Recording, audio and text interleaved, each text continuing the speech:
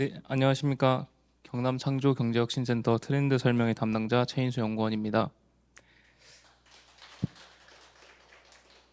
네, 먼저 저희 6월 트렌드 설명회에 참석해 주셔서 감사합니다. 이번 트렌드 설명회는 탄소 중립을 주제로 강연이랑 토론을 진행하게 되겠습니다. 탄소 중립은 이산화탄소의 배출량만큼 흡수량을 늘려서 실질적인 이산화탄소 배출량을 제로로 만든다는 개념이라고 합니다. 이와 관련해서 창업 아이템이나 정책 등을 오늘 소개해 주실 세 분의 강연자 중에서 먼저 서동철 교수님을 앞으로 모시고 트렌드 설명을 시작하도록 하겠습니다. 예, 반갑습니다. 경상국립대학교 서동철입니다. 저는 지금 탄소 중립 정책 현황 및 창업 아이템 관련해 가지고 최근에 특히 이제 농업 쪽에 좀 이슈가 되고 있는 그런 탄소 중립 정책이나 방향, 그리고 관련해서 창업할 수 있는 어떤 아이템 뭐 그런 쪽 관련해서 전반적으로 조금 얘기를 하도록 하겠습니다.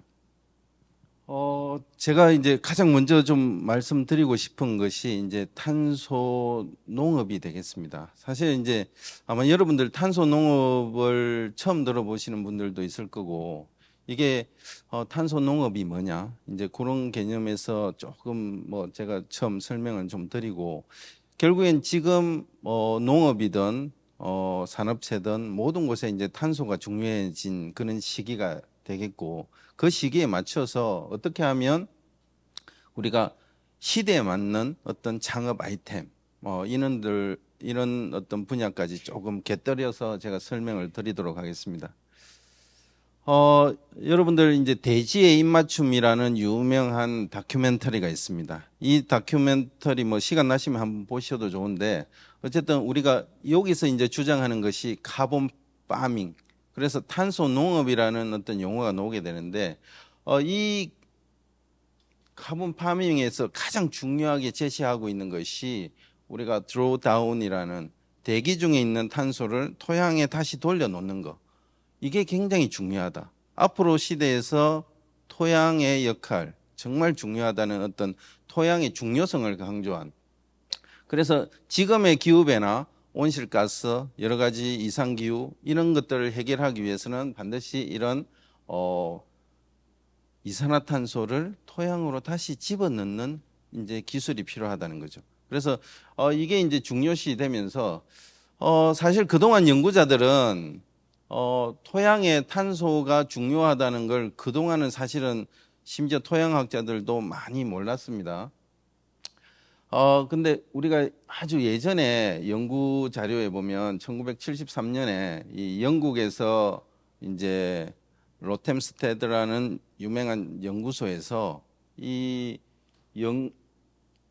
연구 초지를 경작하는 과정에서 탄소가 과연 얼마나 손실이 될까, 이제 거기에 대한 연구를 한 적이 있습니다. 그래서 이 연구를 보니까 초기 20년 동안 약 40%의 탄소가 소실이 되더라. 그래서 우리가 어떤 다른 어떤 액티비티를 한 게 아니고 단순히 초지를 경작하는 것만으로도 토양 안에 탄소가 없어진다는 개념이 됩니다.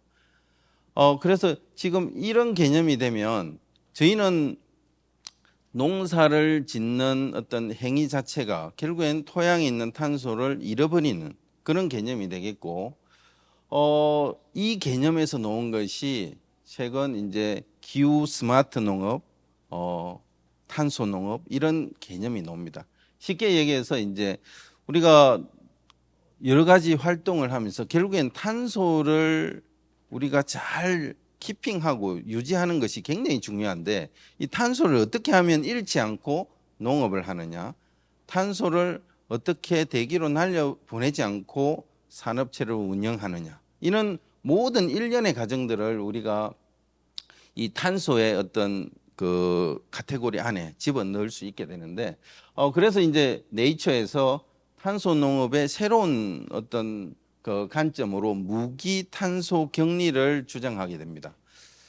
무기탄소 격리, 우리가 탄소를 다시 토양 안에 집어넣는 방법은 유기탄소를 집어넣는 방법이 있습니다. 여러분들이 일반적으로 아는 퇴비를 토양에 집어넣는 경우가 유기탄소를 집어넣는 경우라 보시면 되겠고, 이 유기탄소들은 단점이 있습니다. 토양 내에 들어가게 되면 미생물에 의해 분해돼서 결국엔 CO2로 날아갑니다. 그래서 우리가 일시적인 어떤 탄소 격리의 효과는 있지만 장기적인 효과는 없는 거죠. 그래서 우리가 유기탄소를 그러면 잘 분해되지 않게 하기 위한 가장 기본적인 기술이 경운을 하지 않는 것입니다. 자, 경운, 여기 뭐 농업 쪽에 아시는 분들은 알겠지만 로터리를 치는 과정이 결국엔 토양 안에 공기를 넣어주고, 공기가 들어가게 되면 토양 안에 있는 미생물에 의해서 탄소가 산소와 붙어서 분해되는 과정에서 대기로 날아가게 되는 겁니다. 그래서 이런 유기탄소의 저장보다 이 네이처에서 얘기하는 것은 이 무기탄소로 저장하게 되면 훨씬 더 유리하다. 그러면 무기탄소라는 게 어떤 게 있을까? 우리가 이미 알고 있는 토양에서 여러분들이 여기까지 오기 위해서 차량을 이용했다든지 이렇게 하면 결국엔 휘발유, 경유를 쓰고 왔을 텐데 이 원천은 어디일까요? 이 결국엔 화석연료라는 부분이 되겠고, 화석연료가 결국엔 뭐다? 탄소의 개념으로 보시면 됩니다.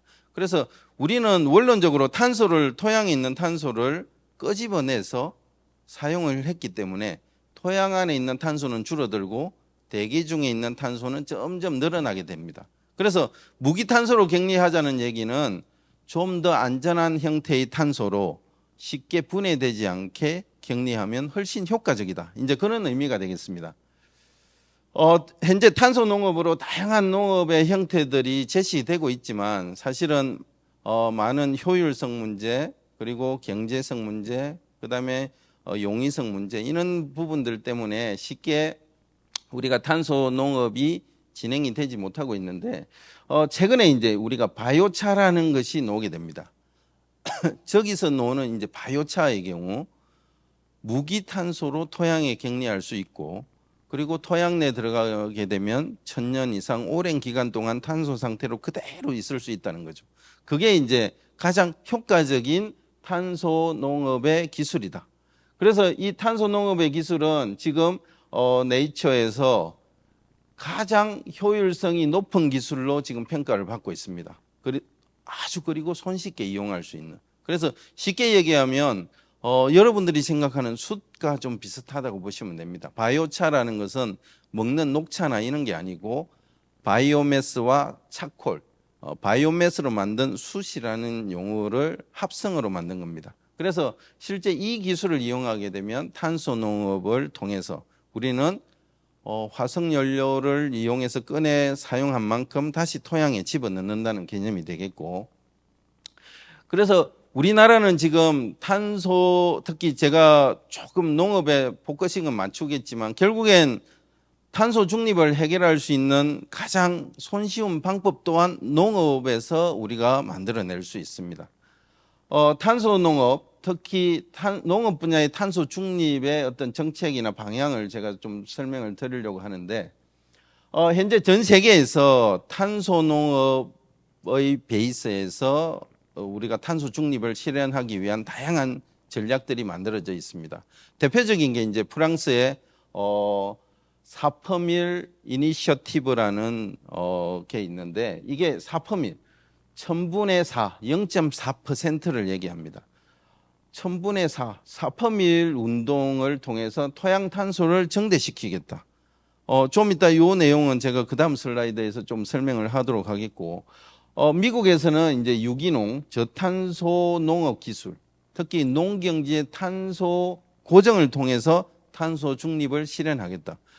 우리나라는 아직까지 2050 탄소 중립위원회에서도 가장 포커싱을 두는 것이 에너지 분야, 특히 산업 쪽에 좀 치우쳐 있습니다. 특히 배출량을 줄이는데 초점을 맞추고 있고, 탄소 흡수량을 늘리는 곳은 사실은 많지 않습니다. 산림, 농경지, 그리고 일부 섭지들, 뭐 이런 것들만 탄소 흡수원으로 이용이 되지 나머지들은 모두 탄소 배출원입니다. 그래서 우리가 손쉽게 접근하기 위해서는 탄소 배출량을 줄이는 경우가 되기 때문에 우리나라에서는 산업체 중심으로 온실가스 배출량을 줄이려고 하는 노력이 가해지고 있는데, 프랑스나 미국은 오히려 그 해답을 농업에서 상당 부분 찾으려고 하고 있습니다. 자, 유럽의 경우는 생산, 가공, 유통, 소비, 특히 이제 자원순환 경제 체제를 구축하면서 탄소를 중립하는, 특히 농식품 산업 쪽에 포커싱을 두고 지금 진행을 하고 있고, 유일하게 일본 같은 경우는 농업 부분에서 2050 탄소 중립을 실현을 했습니다. 특히 이제 일본에서는 복합 산업이라고 해서 아리백부터 바이오매스 자원화, 탄소 격리 모든 기술을 동원해서 탄소 중립을 실현했습니다. 그래서 이 사퍼밀 제도를 제가 조금 설명을 드리려고 하는데, 저희가 지구에 있는 깊이 2m까지의 토양 내에 들어있는 탄소량을 추정하면 2,400기가톤이 나옵니다. 이 2,400기가톤에서 저희가 화석연료로 매년 꺼내 쓰는 것이 8.9기가톤이 나옵니다. 그러면 쉽게 얘기해서 8.9기가톤을 뽑았으니까 다시 토양으로 8.9기가톤을 집어넣으면 탄소 중립은 해결이 됩니다. 그래서 아주 심플한 이런 개념으로 2,400기가톤에 8.9기가톤을 나누면 정확하게 0.4%, 4퍼밀이 나옵니다. 그래서 4퍼밀 이니셔티브는 프랑스에서 굉장히 심플한 개념입니다. 우리가 화석연료를 꺼내 쓰는 만큼 다시 탄소를 토양에 집어넣으면 끝이다. 이제 아주 심플한 개념에서 4퍼밀 이니셔티브라는 운동을 통해서 탄소 중립을 실현을 하고 있습니다. 현재 우리나라에서 이제 축산과 이제 경정 분야에서 탄소 중립, 특히 농업 분야에서 제가 말씀을 드리는데, 특히 경정 분야에서 그동안 저탄소 농업 기술, 농업을 하는데 이제 탄소를 좀 적게 쓰고 농업을 하겠다는 개념이고, 결국엔 이 저탄소 농업 기술에서 대표적인 것이 탄소를 저장하겠느냐, 고정하겠느냐, 에너지를 줄이겠느냐, 비료 사용량을 줄이겠느냐, 이런 방식의 어떤 접근이 되겠습니다. 그 다음에 이제 축산 분야가 있는데, 축산 분야는 지금, 저희가 식석한이 이제 서구화되면서 축산업이 경종보다 월등히 많아지게 됩니다. 그래서 축산업이 많아지면서 문제가 되고 있는 것이 가축 분뇨 발생량이 엄청나게 증가하고 있습니다. 현재 그동안에 우리가 가축 분뇨는 놓으면 퇴비화시켜서 경종 분야로 이동을 시켜서 퇴비를 이용해서 작물을 재배했는데, 축산 분야가 이제 굉장히 많아지면서 가축 분뇨가 가인 공급되게 됩니다. 그래서 지금은 이 가축 분뇨를 처리할 수 있는 방법이 없습니다. 그래서 최근에 이제 농림축산식품부에서는 이 가축 분뇨를 그럼 앞서 얘기한 바이오차를 만들자. 탄소로 만들어서 토양에 다시 집어넣겠다는 개념의 방향성을 가지고 지금 진행하고 있습니다. 그래서 지금 축산과 경정 분야에서 이런 방향성을 가지고 있기 때문에, 특히 현재 가축 분뇨를 바이오차하는 쪽에서는 바이오차 연구하시는 분들이 굉장히 지금 핫 이슈 돼 있습니다. 그래서 국내에 지금 가축 분뇨가 5,100만 톤 정도가 배출이 되면 지금 이걸 처치곤란입니다. 농경지에서 각 시군에 아마 농업을 하시는 분들은 좀 알겠지만 가축 액비라든지 이런 것들을 무상 공급하고 무상 살포도 해주고 하지만 이걸 다 소진하기는 아직까지 역부족인 거죠. 자, 그래서 지금 그러면 농업 분야에서 이런 다양한 방법들이 있는데 우리가 온실가스를 감축하겠다. 그러면 지금 현재 어떤 방법이 있느냐 하는 거죠. 그래서 현재 이제 우리가 온실가스를 감축하는 방법은 시장거래제하고 인센티브 지급제도가 있습니다.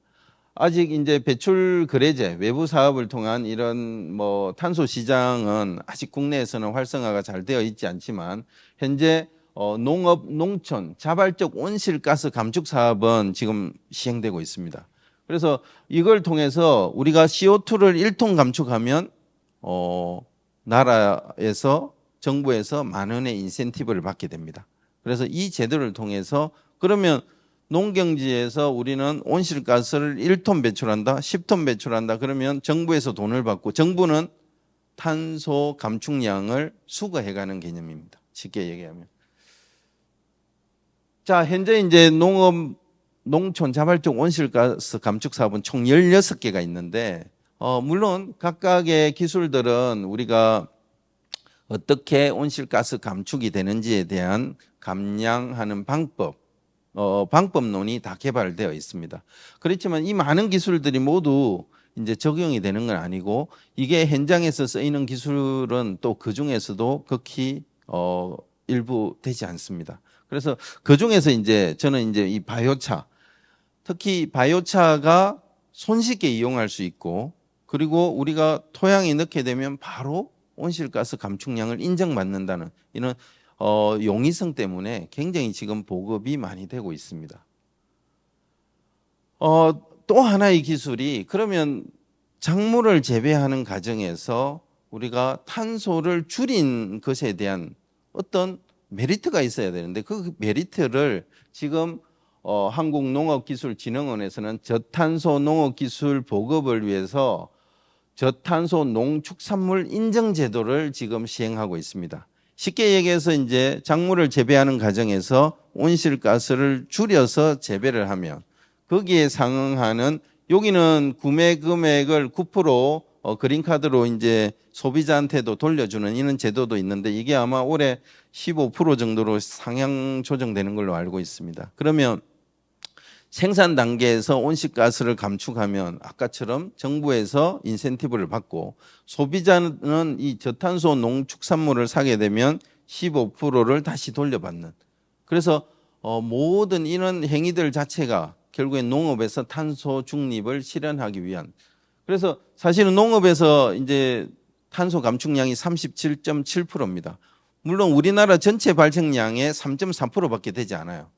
근데 농업에서 오히려 답이 있을 수 있다. 이제 그런 부분들이 앞으로 좀 어쨌든 인식이 전환이 돼야 될 필요가 있고 제가 이제 그동안 바이오차라는 걸 연구를 많이 했습니다. 국내에서 아직까지 어디에 발표하러 가더라도 똑같이 이건 녹차 종류냐 뭐 어떤 차냐 저는 처음 들어본다 뭐 이런 얘기도 많이 하시는데 바이오매스와 차콜 수설 결합한 개념의 어떤 용어가 되겠는데 이게 탄소 중립의 가장 중요한 핵심 도구가 되고 있습니다.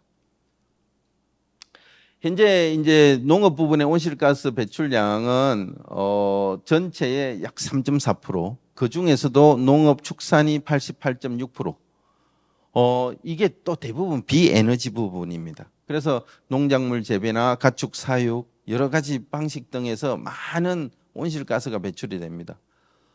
앞서 이제 여기 가축 사육의 문제는 특히 소 같은 경우는 이 반추위를 통해서 CO2 하나가 반추위에 들어가서 메탄으로 바뀌게 되면 곱하기 21에서 곱하기 25까지 실제 하나의 CO2가 곱하기 25가 되는 거하고 똑같습니다. 그 정도로 굉장히 심각한 문제를 일으키고 있는 거죠. 그래서 실제 이제 우리가 앞서 얘기했지만 탄소를 어떻게 하면 토양에 다시 돌려놓겠느냐 그 개념에서 보면 사실은 탄소 흡수원이 굉장히 중요한데 산림이 굉장히 좋은 탄소 흡수원입니다. 요 뒤쪽에도 산도 있고 있지만 보면 저 나무들이 모두 탄소 흡수원. 그래서 대기 중에 있는 CO2를 태양의 빛을 이용해서 우리가 탄소 동화를 하게 되면 식물은 그걸로 이제 바이오매스를 정수할 수 있는 거죠. 그런 원리로 이제 우리가 탄소를 흡수할 수 있는데 산림의 이산화탄소가 앞으로 2050년까지 약 산림의 흡수량이 30%. 쉽게 얘기하면 도시가 만들어지면서 가장 먼저 훼손이 되는 것이 자연 환경이 되겠습니다. 그래서 도시를 만들게 되면 가장 빨리 없어지는 게 자연 환경인데 그걸 통해서 산림의 흡수량은 급격히 줄어들 수밖에 없습니다. 그래서 최근에는 이런 산림 흡수량을 늘리기 위한 하나의 방안이 최근에 아마 산 등성이를 이렇게 밀고 어린 나무를 심는 걸 봤을 겁니다. 쉽게 얘기하면 예전에는 늙은 사람도 또 마찬가지인데 늙은 사람이 에너지를 소비하는 것보다 젊은 사람이 훨씬 성장하기 위해서 많은 에너지를 소비하죠. 그래서 일반적으로 나이가 많은 나무들은 이산화탄소 고정량이 줄어듭니다. 그래서 산림청에서는 오히려 어린 나무를 심어서 이산화탄소 고정량을 늘리려는 그런 제도도 지금 시행을 하고 있습니다. 하지만 어쨌든 이 농업 부분에서 탄소 격리만큼 온실가스를 줄이기 위한 가장 효과적인 방법은 없다. 그렇게 이제 이해를 하시면 되고, 그래서 이제 우리가 현재 2030년까지 국가 온실가스 감축 목표가 2021년 12월에 상향 조정되었습니다. 그래서 2050년이 되면 현재 온실가스 배출량에 비해서 흡수량이 굉장히 적어서 저 차이만큼이 계속 이제 문제가 되고 있는데 결국에 2050년에 배출량과 흡수량을 줄이겠다. 맞춰서 0을 만들겠다는 개념입니다. 그러면 0을 만들기 위해서는 배출량을 줄이는 방법이 있고 흡수량을 늘리는 방법이 있습니다. 그래서 현재 우리나라는 아직까지 이제 배출량을 줄이는 방법에 초점을 두고 있는데 오히려 탄소 흡수량을 늘리게 되면 훨씬 0에 빨리 도달할 수 있습니다. 그리고 이제 우리가 2050년이 넘어가면 2090년까지 우리가 탄소 네거티브, 그래서 탄소를 마이너스로 만들어야 됩니다. 그래서 그때는 흡수원의 기술, 탄소 흡수원은 모두 탄소 네거티브 기술로 우리가 인식을 하고 있고 이 기술이 그때에 대해서는 더 빛을 발휘하게 됩니다. 그래서 지금 저희가 2050년이 되면 37.7% 감축해야 됩니다. 그래서 사실은 전체 분야에서 온실가스 특히 그 농축산 부분만 이제 37.7% 감축이 되겠고 이 양을 줄이기 위해서 상당히 노력을 기울여야 됩니다. 그래서 이제 사실은 바이오매스와 차콜, 이 바이오차라는 신조어가 만들어진 게 이 아마존에 가면 인디언들이 아마존이 대부분 열대 우림 지역입니다. 비가 많이 오게 되면 농사를 잘 지을 수 있을 것 같지만 그렇지 않습니다. 열대 우림 지역은 비가 워낙 많이 오기 때문에 토양 안에 들어있는 양분 성분이 다 씻겨 나가버립니다. 그러면 기껏 토양에 남아있는 거는 우리가 철이나 알루미늄 정도밖에 없어요. 그러면 근데 아마존에 가보니 농사를 너무 잘 짓고 있는 거예요. 그래서 미국 교수가 가서 여기는 어떻게 비료 한 방울 없이 이렇게 농사를 잘 짓지? 그렇게 해서 토양을 파보니 토양이 검은색이 나옵니다. 이 토양이 왜 검지? 그렇게 해서 그 지역을 조사를 해보니 이제 그동안 아마존에서는 열대 우림 지역의 농사가 그동안 거의 되지 않았어요. 왜? 비료가 개발되기 전까지는. 비료가 없으니 작물이 잘 크지 않는. 비는 아무리 많이 오고 아무리 기후가 좋더라도 작물은 양분이 없으면 크지 않습니다. 근데 그와 같은 현상에서 아마존에는 굉장히 작물을 잘 키우고 있고 그 원인을 보니 토양이 검은, 거기서 원인이 있더라. 그래서 그 원인을 이제 그때 이제 우리가 인디안 용어 중에 뭐 테라프레타라는 검은색 흙이라는 용어를 가지고 이 검은색 흙이 뭔가 답이겠다. 그래서 이 검은색 흙이 어떻게 만들어지냐?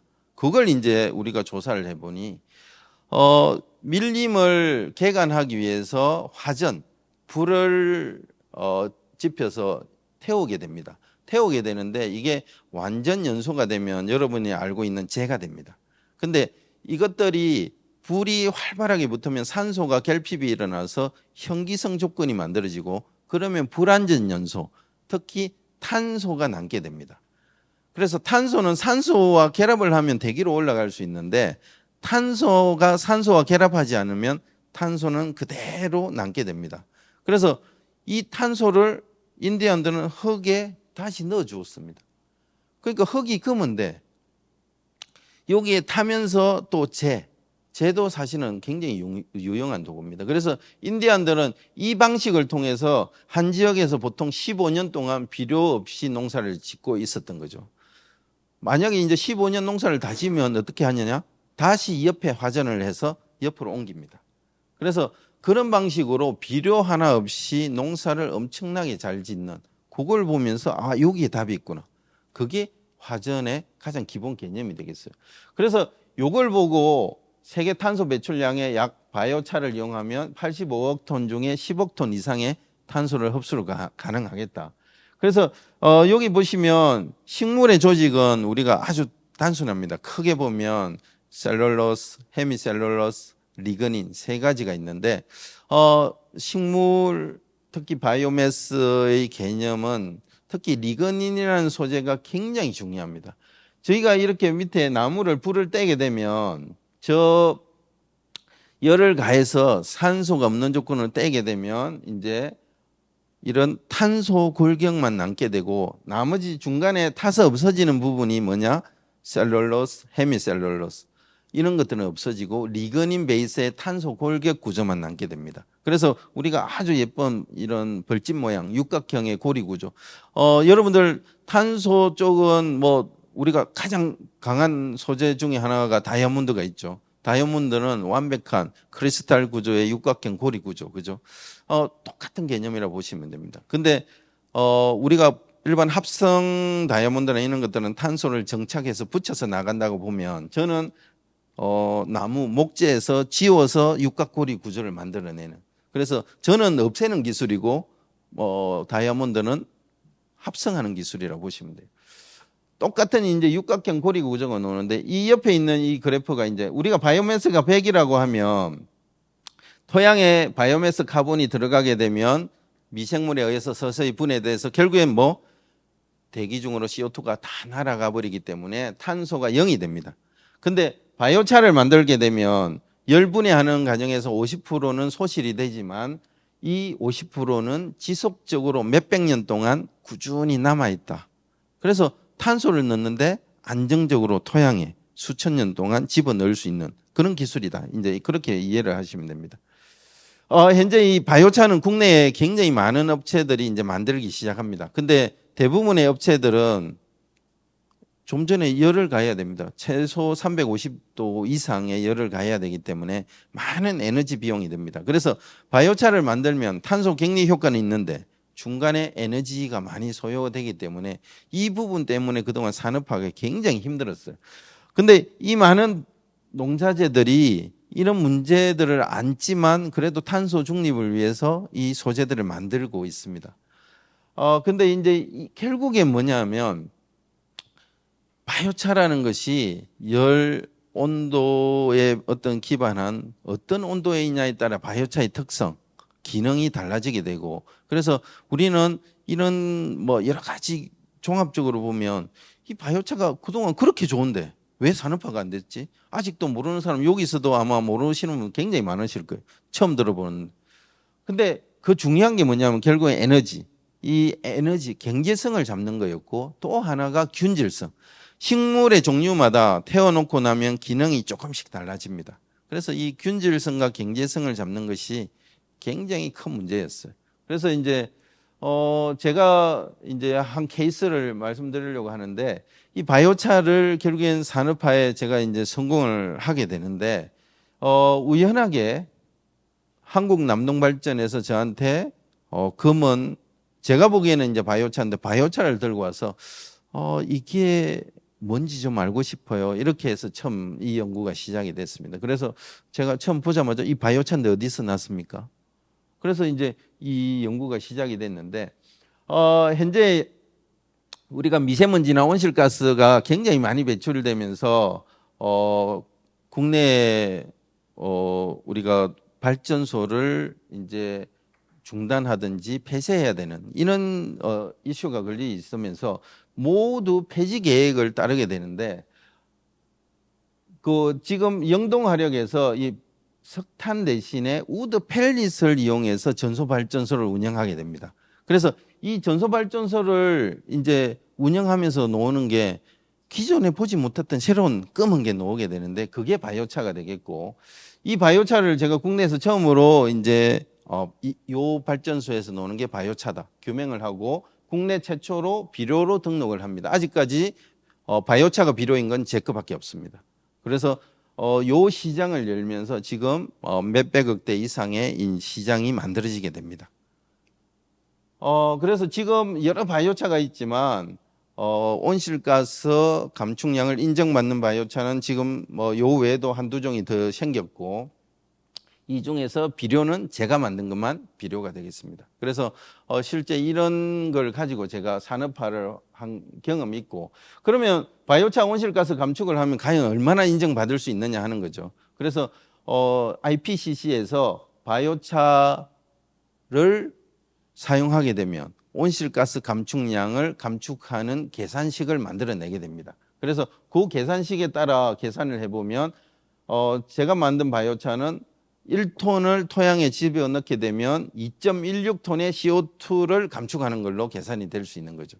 그래서 그러면 뭐 저 바이오차를 넣으면 1톤을 넣으면 2만 원을 국가에서 지원받을 수 있습니다. 저런 방식으로 아주 이 계산식은 심플합니다. 사용량 대비 탄소 함량과 특히 100년 후 남은 탄소 함량 이걸 가지고 사용을 해내게 됩니다. 그래서 이 로직을 이용하게 되면 우리는 바이오차를 이용해서 이제 탄소 중립을 실현할 수 있게 되고 제가 이제 우연하게 이 바이오차 화장품을 만들게 됐는데 여기 이제 창업이나 뭐 이런 쪽과 좀 연계해서 설명을 해주면 좋다고 해서 제가 이 바이오차를 가지고 전 세계 최초의 이제 화장품을 만들어내게 됩니다. 화장품에서 한때 이슈였던 게 특히 클렌징 폼. 이 우리가 클렌징 폼의 미세 플라스틱이 한때 굉장히 이슈가 됐습니다. 이게 특히 해양 생물들의 위나 내장에 들어가서 굉장히 심각한 악영향을 미치면서 이게 화장품에서 퇴출이 되는. 그러면 그때 저희가 클렌징의 가장 뭐 기본적인 것들은 어떤 약품 베이스에 뭐 그런 것도 있지만 사실은 플라스틱이 긁어내는 그 효과가 굉장히 컸습니다. 근데 이제 요걸 빼는 순간 클렌징 효과가 떨어집니다. 그래서 그 대체제가 필요할 때 제가 이걸 가지고 여기에 바이오차를 써보면 어떨까? 그렇게 해서 이제 처음에 이 바이오차 화장품의 개발 모식도인데 이거는 정말 꿈속에서 제가 그렸어요. 그게 뭐냐? 제품이 없이 그냥 머릿속에서 이런 구조로 클렌징을 하는데 첫 번째 이제 바이오 필링, 때를 긁어내자. 그 다음에 바이오 트랜스퍼. 이 바이오차의 공극에 기능성 성분을 넣어서 이걸 피부로 트랜스퍼 하겠다. 그 개념을 만들어내고 이렇게 실제 만들어 보니까 이제 화장품이 됐다는 거죠. 그래서 그걸 가지고 제가 이제 현재 3가지 제품 오늘 아마 저기 마스크팩을 제가 좀 들고 왔는데 마스크팩은 좀 전에 제가 말한 바이오차를 가지고 만든 마스크팩입니다. 그래서 실제로 이제 제가 이 아이디어를 가지고 경진대에 나가서 장관상을 탔는데 그 너무 아까워가지고 제품화까지 한번 해보자. 그래서 지금 이 바이오차를 가지고 전 세계 바이오차 화장품은 없습니다. 제가 처음으로 만들어낸 거고 그래서 요걸 가지고 하나의 아이템. 그래서 이 화장품은 쓰면 어떻게 되냐? 탄소 중립을 실현하는 화장품이 되겠습니다. 여러분들이 세면대에서 클렌징을 하고 씻어내더라도 그 탄소는 어디로?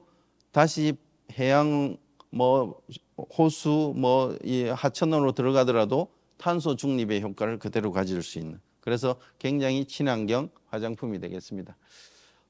그 이상으로 마치고 아마 시간이 많지 않은 것 같아요. 제 시간 충분히 달라고 했는데 얼마 안 주셔가지고 할 얘기는 굉장히 많지만 여기서 마치도록 하겠습니다. 예. 제가 그 시간표를 두고 현수막에 걸려 있는 사진을 보고 이제 발표 순서를 말씀드려서 교수님께서 많이 당황하셨을 것 같은데 그럼에도 불구하고 좋은 강연 해주셔서 감사드립니다.